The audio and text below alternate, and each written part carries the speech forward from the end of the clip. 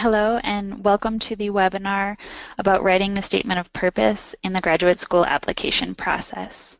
I'm Caitlin, the educational advisor here at Fulbright in Bogota.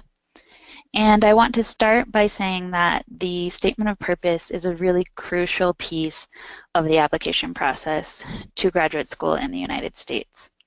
I would say that a lot of times candidates who come to me who are looking to apply to school in the US, that they have the idea that it's their grades and their test scores and their CV that are the most important part of the application process, and the essay, the statement of purpose, is maybe something they can do the night before.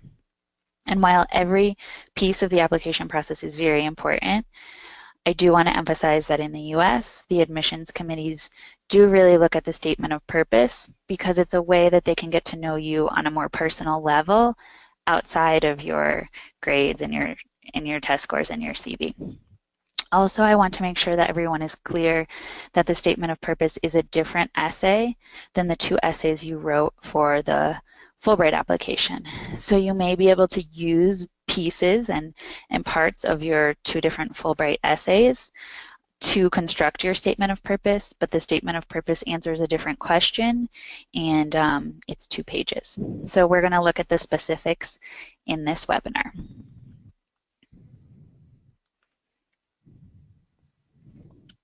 So the objectives today are that participants will be able to articulate the purpose and key points of the statement of purpose in the graduate school application process, and then use 2 resources, a brainstorm guidance and a checklist, as guidance to produce a statement of purpose which highlights their unique skills, experiences, and goals, and makes them stand out as excellent graduate school applicants. So right now I want you to take 30 seconds to think about this question and write the answer in your notebook. So how confident do you feel about your ability to produce a statement of purpose which highlights your unique skills, experiences, and goals, and makes you stand out as an excellent graduate school applicant? So 1 would be not confident at all, 5 is very confident. Just take a minute to write down 1 through 5, and at the end of the webinar we'll come back to this question.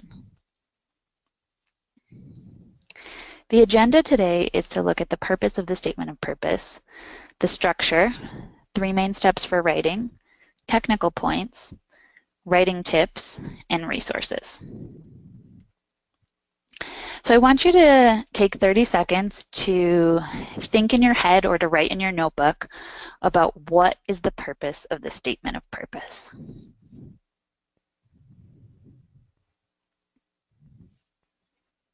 So the purpose of the statement of purpose is so that graduate admissions committees and academic departments can get to know you in a more personal way beyond your academic and professional accomplishments.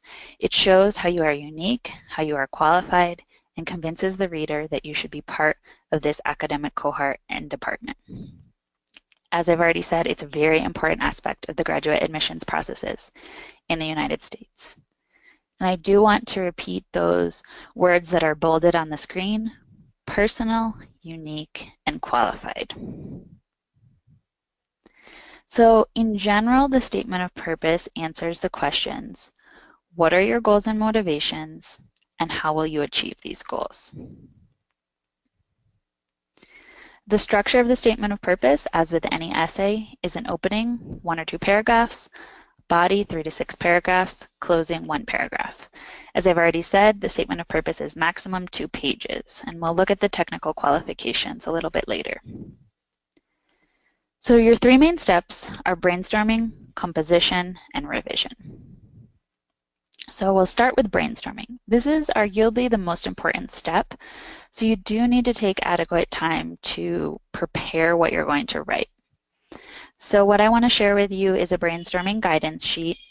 If you find this useful, this is for you to help you start to think about what you want to write in your essay.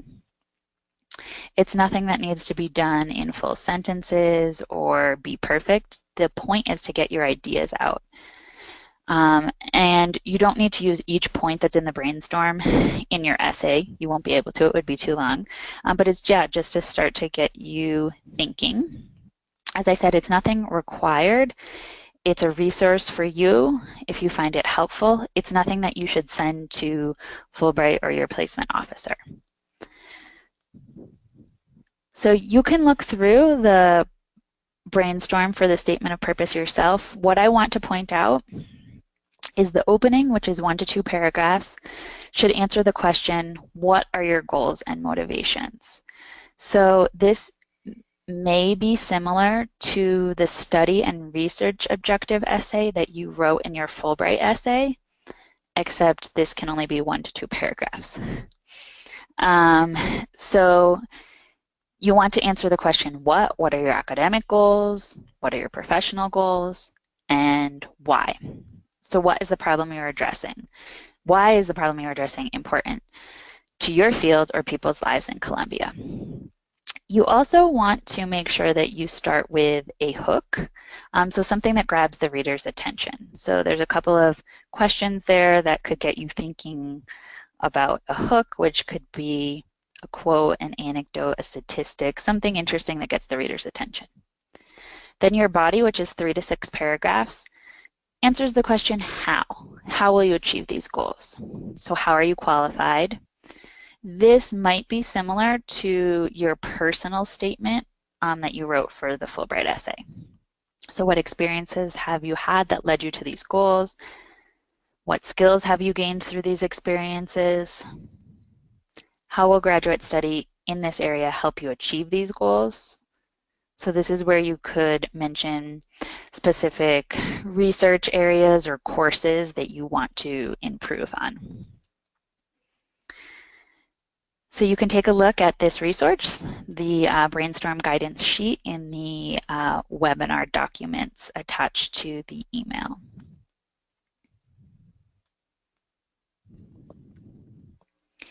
Then your second step is composition. So you can look at the statement of purpose key points checklist to guide you through the composition. You're basically going to choose which points you're going to flesh out from the brainstorm to write your essay. Another tactic you might want to take is that you'll kind of look at the brainstorm and then in your 2 Fulbright essays, like highlight the points that you could use and kind of combine to create your statement of purpose essay. So this is the checklist. Again, this is a document for you if you find it useful in writing your essay. It's nothing that's required and nothing that you need to send to Fulbright or to your placement officer. So it breaks the essay down into the different sections, the opening, the body, the closer, and then asks you to look for some questions about style and grammar.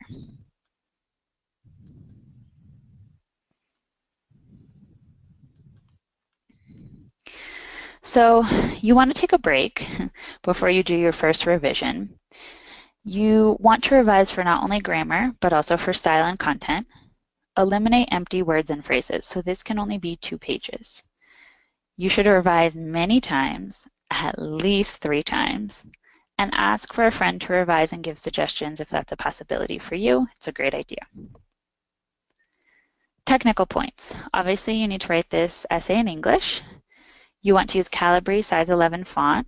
It should be double spaced, no more than 2 pages, so that's between 500 and 1,000 words. And you want to use a header with your name on each page. So the writing tips that we're going to look at are, if you were with me on webinars for writing your Fulbright essays, these are the same writing tips. So that it's easy to read and understand your objective, and that the essay is interesting. So what we're going to look at in terms of the first point, that your essay is easy to read and understand your objective. What is your main idea? Flow of the essay. Making your essay clear and concise, and using the active voice. So what you want to keep in mind is that the admission committee is going to read your essay only once. You'll spend many hours writing your essay, but the admission committee is going to read it very quickly. And that's why you need to make sure that it's very easy to understand your point. So what is your main idea? Every essay has a main idea. It's usually the last sentence of the first paragraph, or maybe the last sentence of the second paragraph. And every paragraph contains only one idea. Every paragraph relates to the main idea of the essay. And this is super, super important if, a paragraph contains many ideas, it's very long, it can be difficult for the person reading the essay to follow your train of thought and understand what you're saying. The flow of the paragraphs needs to make sense, so start paragraphs with connector words and phrases. So examples of connector words and phrases are later, furthermore, additionally. So you want to use these so that you can tie the idea of the previous paragraph into the new paragraph and plant the new idea you will develop in the current paragraph. So this ensures that your essay is coherent and understandable. In the webinar useful links document, you have a blog of connectors and some clear examples of connectors. So you can click on those links if you want some help with that. You want to make sure that your essay is clear and concise. So do not use more words than necessary to express your idea. I would say culturally in the US, we communicate more directly than many Colombians do. And this is in speech, and this is also in our writing. Also, your essay is only 2 pages, so you need to make sure that you're being very direct and clear and concise. So a poor example is, in my first job, there was a significant development of my maturity and markedly improved my communication skills with my colleagues. It's very wordy, it's kind of difficult to understand. A better example is, in my first job, I matured and my communication skills improved significantly. Much more to the point, much more easy to understand. You want to use the active voice. This is concise, much more concise, and shows much more confidence. So this is where the subject performs the action. So a bad example is, the experience taught me about persistence. A good example of active voice is, I discovered that persistence is vital to success. So here, I, the subject, is performing the action, discovered.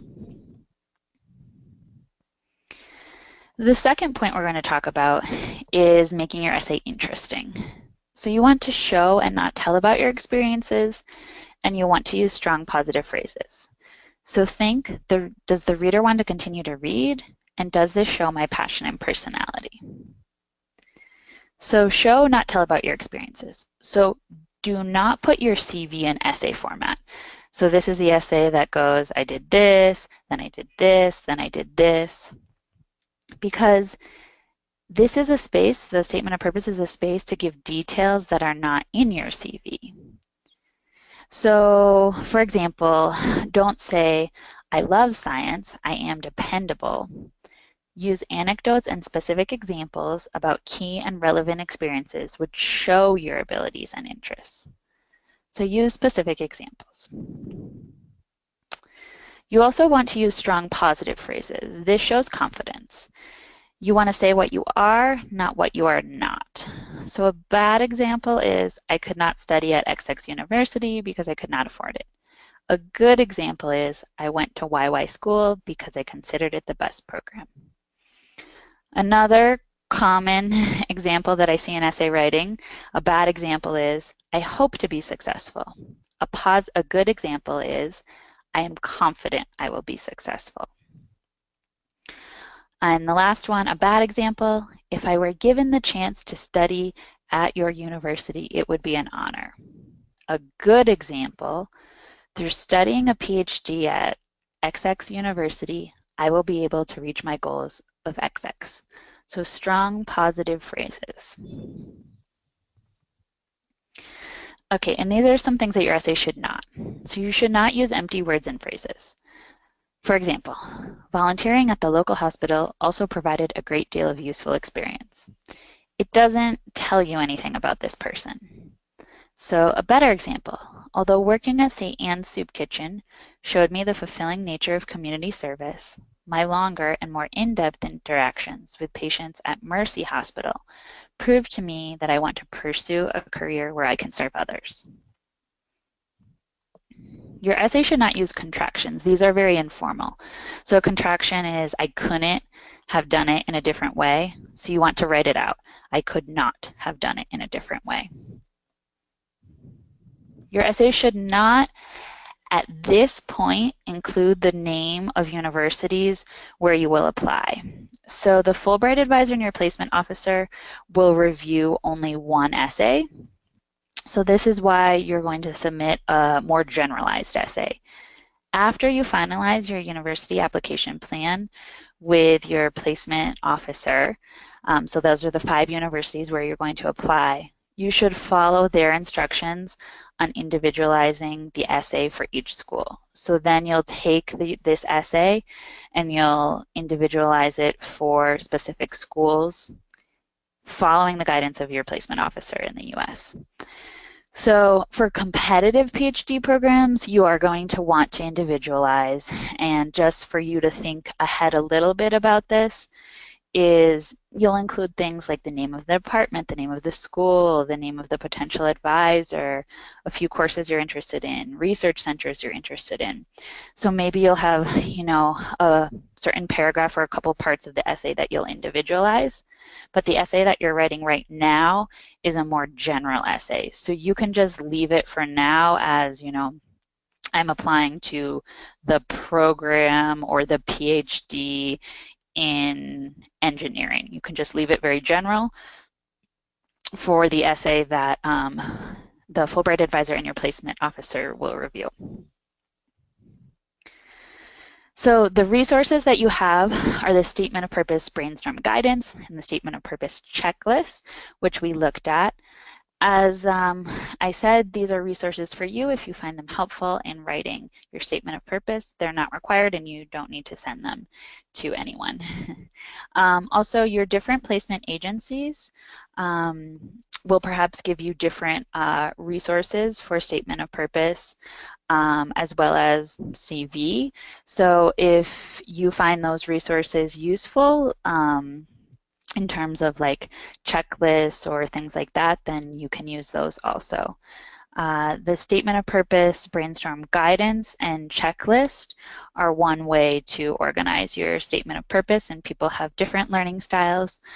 So I know that one of the placement agencies provides a document that kind of takes you through the steps of writing the Statement of Purpose in drafts, so draft 1, draft 2, draft 3.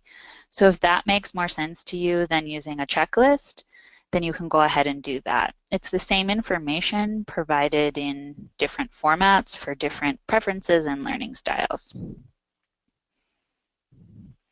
So do you remember, what is the purpose of the Statement of Purpose? And should the Statement of Purpose reiterate your CV and essay format? So just take about 15 seconds to think about those 2 questions.